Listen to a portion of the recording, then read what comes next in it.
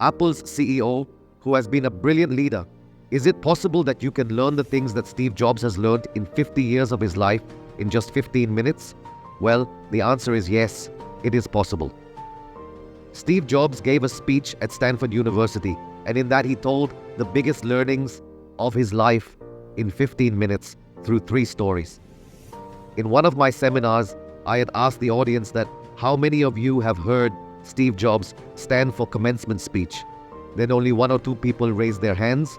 The rest did not listen, and many of them did not listen only because that speech is in English, and Sandeep sir has also highly recommended this speech for every person. How many of you have seen Steve Jobs' Stanford commencement speech? Steve Jobs, who was the founder of Apple, has a speech of 20 minutes in Stanford. If the rest of you have not seen it, then I strongly recommend you to listen to it once. You must go and watch it. In that speech, he said a lot of things, and all of them were amazing. So today, all the words are of Steve Jobs. I am just giving them voice and bringing them to you in Hindi, and using very easy language so that there is no one who cannot listen to the best speech in the world just because of the language barrier. So free your mind from all worries and external thoughts. Today you are going to listen to something that can bring an explosive change in your life. After listening to this speech, you will be agitated. So let's start without any delay. Thank you. It is an honor for me to be with you all today in the convocation ceremony of one of the best universities in the world. I want to tell you the truth. I never passed out from any college, and today is the first time I have come so close to a college graduation ceremony. Today, I will tell you all 3 stories of my life. Not many, just 3 stories. The first story is about connecting the dots. After taking admission in Reed College, I left my studies within 6 months, but I continued with it. I kept coming and going there for 18 months. So the question here is, why did I leave college? Well, it started before my birth. My birth mother was a young, unmarried graduate student, and she wanted someone to adopt me. But at the same time, she also wanted that whoever adopts me should be a college graduate, and thus everything was already set. I was going to be adopted by a lawyer and his wife, but as soon as I came into this world, at the last minute, they suddenly changed their mind and said that they wanted a girl. That is why my parents, who were on the waiting list, were called at midnight, and they were told that we have a baby boy. Would you like to adopt him?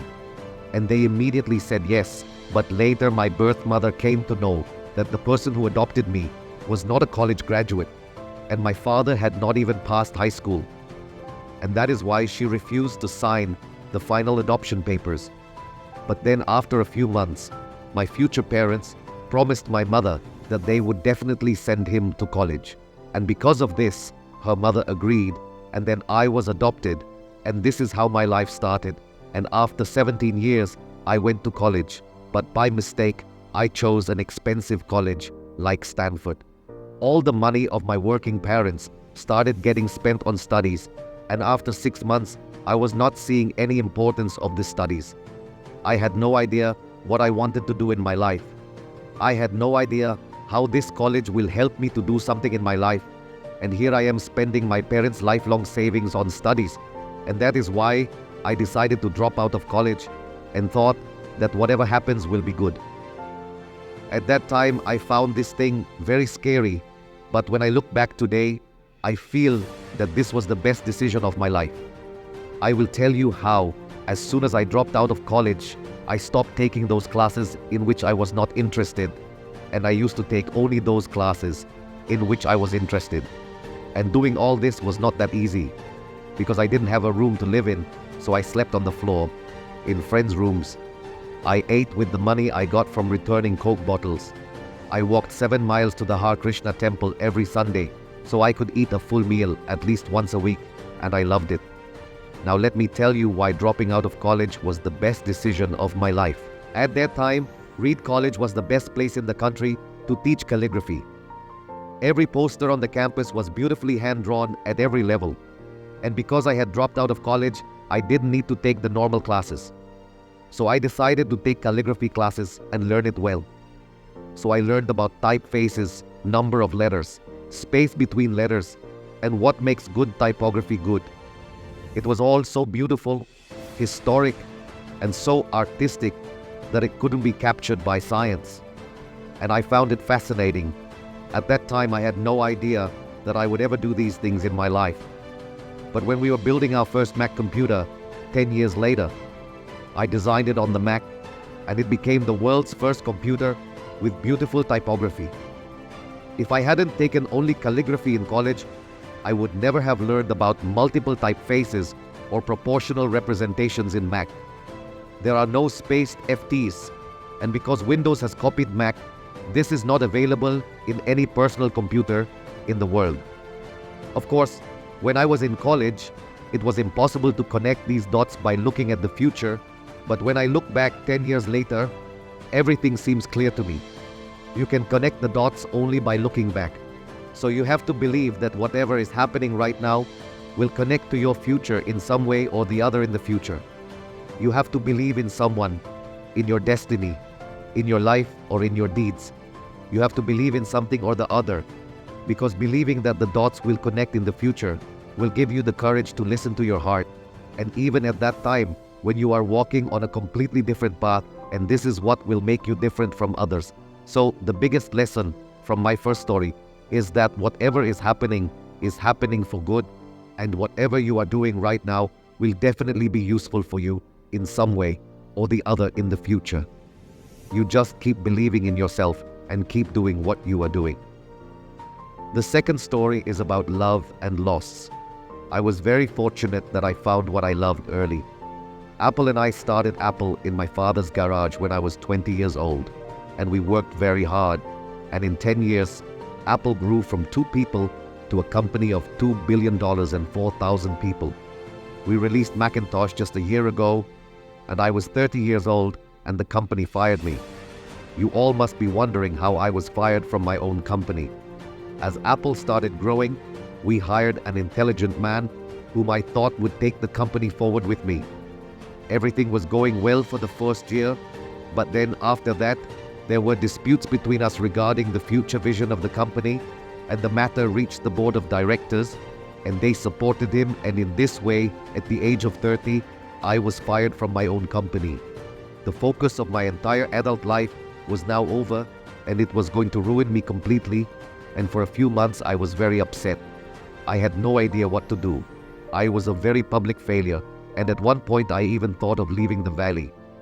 But slowly I realized that I was still passionate about what I did. Whatever happened at Apple, my passion did not diminish in the least. They rejected me, but I still loved my work. And so, I decided to start again.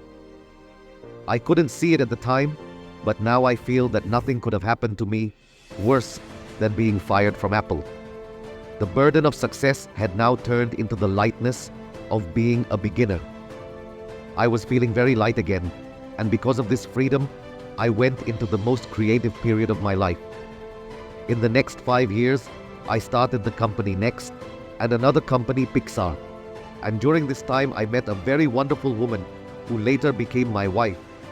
Pixar made the world's first computer animated movie, Toy Story, and today it is the most successful animation studio in the world. And I can say that if I had not been fired from Apple, I would have never done anything. All this doesn't happen to me, it was a bitter pill, but I think a patient needs it sometimes. Life gives you such blows, but you never lose faith.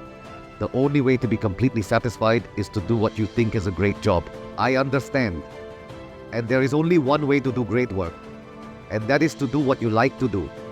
And if you have not found that work yet, then do not stop and keep searching for it. As happens in everything related to the heart, when you find it, you will know. And as happens in a good relationship, it will get better with time. So keep searching for it.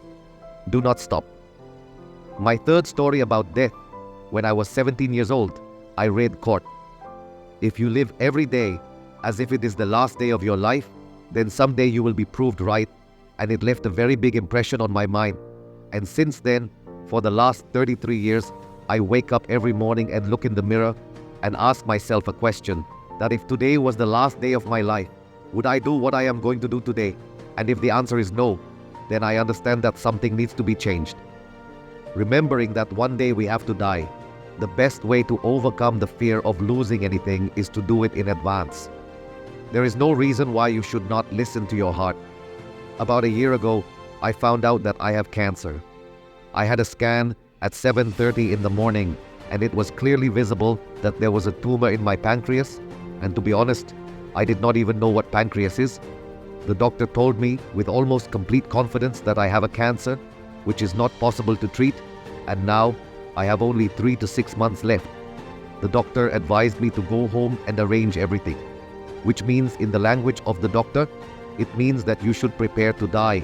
That is, all those things that you are going to do in the next 10 years, do them in the remaining days, because your end has come.